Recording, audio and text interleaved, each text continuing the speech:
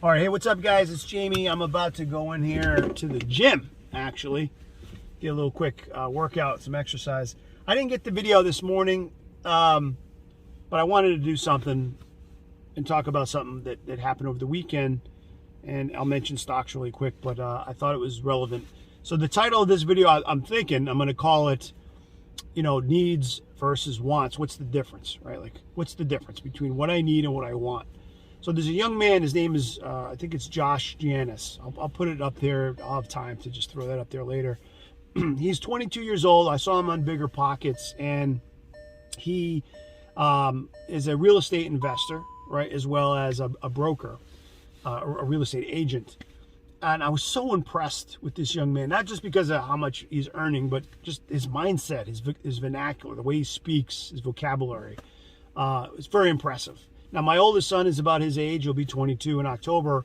And I saw a second video on a website or YouTube channel called Sheik's Geeks. I might not have that perfectly, but again, I will put a link. I think it's worth listening to, especially if you're a young person in your teens or 20s.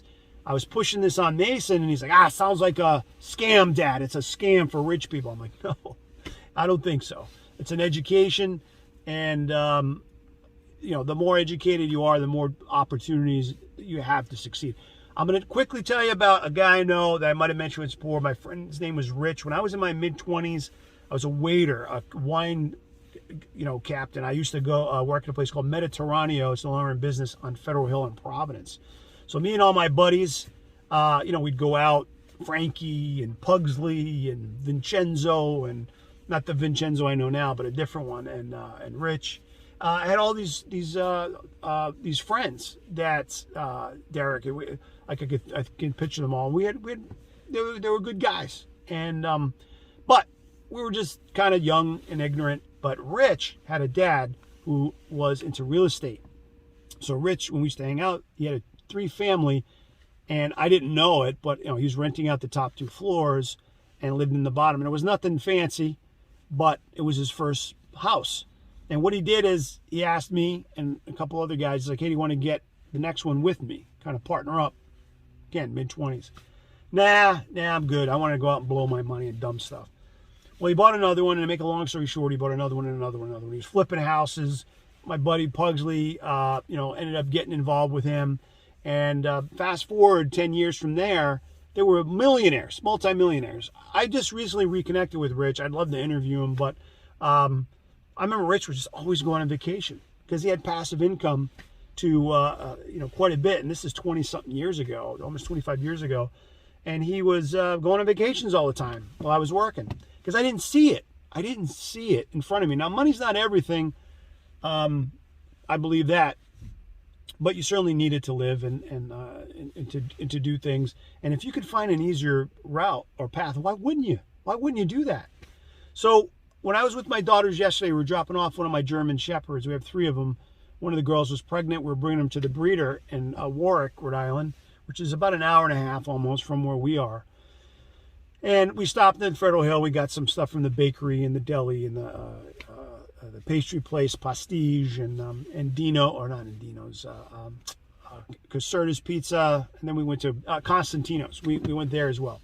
And we got some good stuff, and it brought a lot of memories of when I was even younger than that, in my mid-20s, of, the girls will complain because they get bored so easy about not having a tablet or their internet connection. And I'm like, man, I didn't have any of that stuff. And then I thought of my grandparents.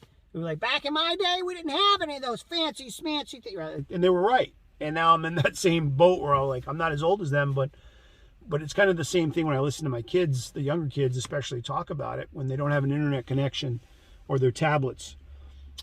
We get really spoiled with technology and devices and distractions that we have available to us, whether it's YouTube and Netflix or TikToks and Roblox, whatever it is that you're into as a younger person. But getting trained, when I listened to this guy Josh Janis talk, both of those channels, I thought, man, he's got it. He's got the right mindset. This is what young people and older people like me can learn a lesson at any age about, in a very short amount of time, in less than 2 years, become very successful with real estate and having passive income and building his net worth in his portfolio. I agree with him and some of the other guys that in any market, it's just like selling cars. Oh, we're not going to sell cars. People are holding on their money. They still buy cars. They still come in the showrooms at Jeep, at Honda, at at Toyota, at Lexus and Porsche, wherever they are, in any of the dealerships that are out there. They're going in and they're buying cars because of different reasons. Their car got totaled, their car broke down, their lease had ended. They need reliable transportation. They just moved, their family grew, or they're downsizing. There's lots of different factors. Maybe there's some ramifications to the stuff that's going on in the world, but regardless of what the rates are and what people are paying for cars, they're still buying cars. And even more so with property and real estate, there's still people buying houses everywhere, right? I see 400 unit complexes, probably hundreds of millions of dollars in the Boston area and outside the Boston area being thrown up. When I mean that, I mean like Danvers, Lynn, Burlington, just all over the place. There's a house that just sold across the street from me, which is a third of the size of our, I know that's like, oh, we got a big house. So I'm just saying that we got a big house because I have my 2 daughters, my 2 sister-in-laws, my mom-in-law, my 2 sons that occasionally come, stay with us for a bit, and my mom that comes to visit. I have different people that come and go, so we need a bigger place for the family. And this house sold for almost, more than, I just couldn't believe it, for what it sold for. It sold for like $800,000, and the final number isn't in, but I just can't believe the prices of houses. And in this market, with the stuff going on in Ukraine and inflation and the world currency collapsing, like all that stuff, still building houses. People are still putting bids in. You know what I mean? Like, this stuff is still going on, guys. So when I look at the car I'm driving and I think about, I would love to get a truck, an SUV or something. I've ordered a Cybertruck, which I probably won't get for 4 years, and then I might even just not even keep it. I might just flip it. But I ordered a truck that I won't see for a long time, but functionality of a truck or an SUV would service me better. Not a big giant truck, but something with a hatch and 4-wheel drive for New England to handle the roads better and things like that. And I could certainly use the equity from my vehicle and capitalize on that. But I'm like, if I buy a car myself, I either have to pay cash, lay out that money, or I'm going to get a higher interest. And it doesn't matter if you're a 900 credit score. The rates are, 4 something, 5 something percent.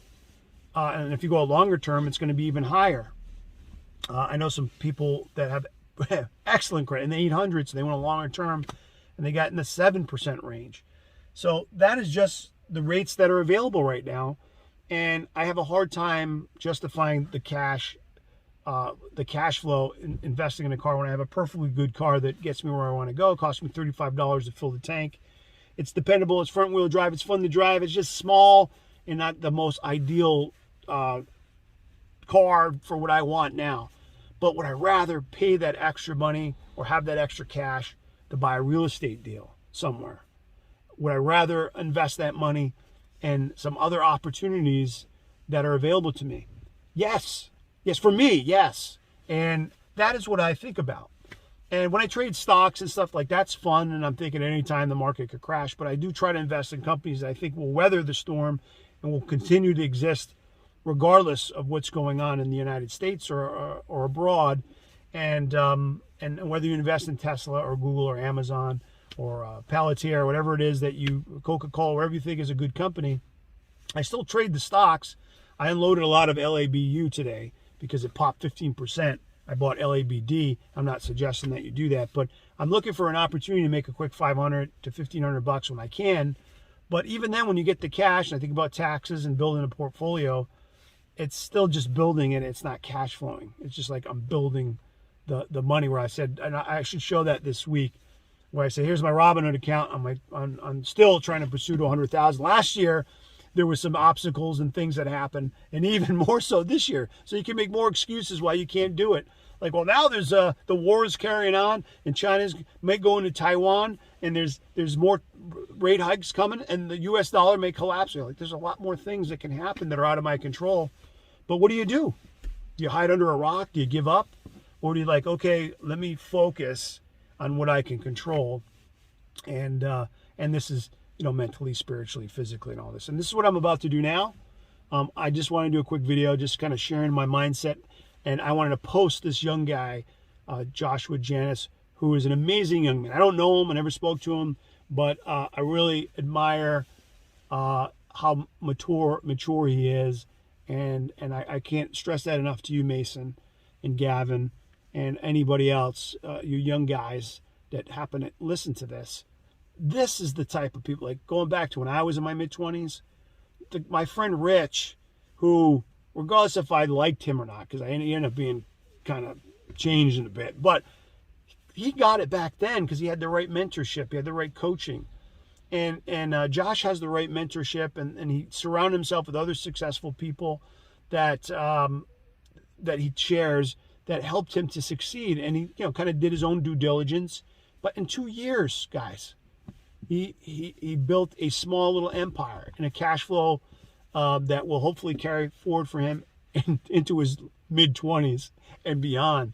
Versus if you're starting at 40 or 50 something, you can still do it, right? And you can still do it well, and you should do it well from your life experience, but there's still lessons to be learned from a teenager or a 20-something-year-old person that can tell you about having tenacity and, you know, being focused and being teachable and humble.